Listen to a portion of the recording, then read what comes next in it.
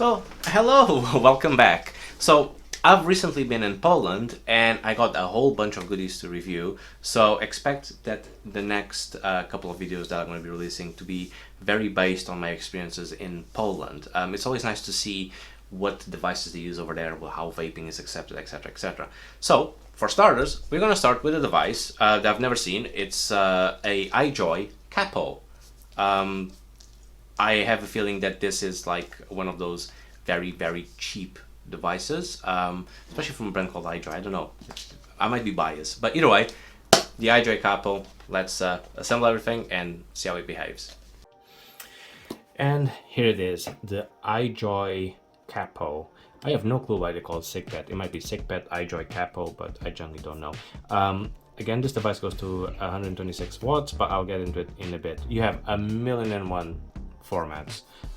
This one says here Tiger, but the one I actually got, it's not the Tiger one. So you got your box here. If you open it, I got the Smoking Gorilla, which is interesting because you're going to be vaping, not smoking. Either way, here comes the device. Put it here on the side. You'll take all this. And what do we have here inside? Okay, so we got a mini USB, not USB-C. We got an absolutely gigantic instruction manual. This thing is just never ending. I'm gonna put this on the side and get a little warranty card. Now, the device itself, pretty straightforward. It is light to the touch. You have to remove the front cover. You have to put your nail here at the bottom and just lift it up. They're magnetic.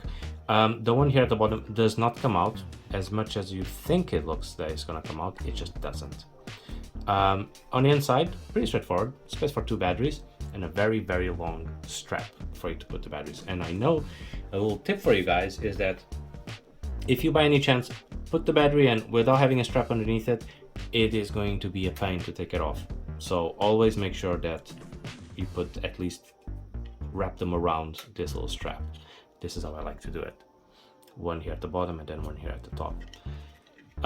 You got your negative, your positives clearly labeled, and it takes two 18650 batteries.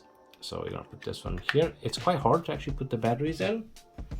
It's a bit fidgety.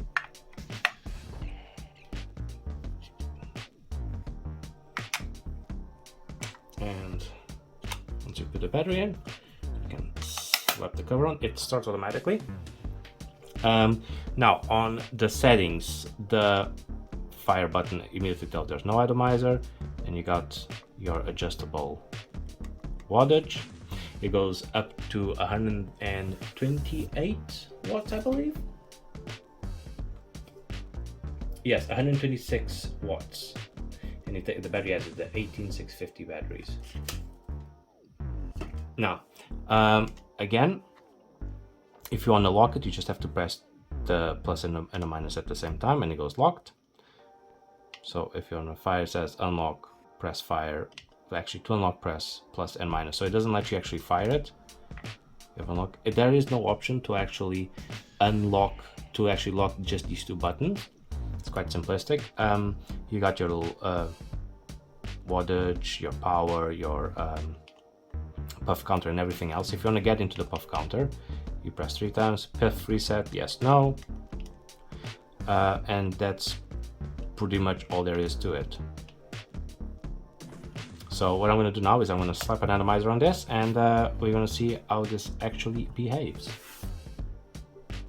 Okay, so I'm going to be vaping on my Wasp Nano or DTA, and let's give it a go.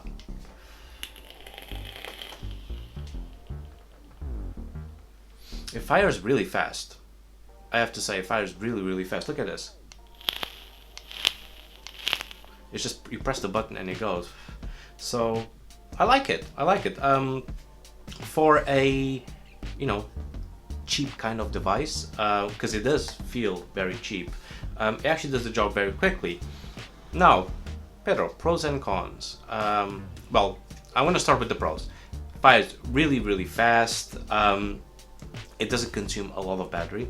and it's actually quite light and it's easy, like ergonomical. Yeah, you do get some rattling from the buttons, but you know, that's minimal. It has all the little functions and everything, so for a cheap device it does basically the same as the most expensive ones.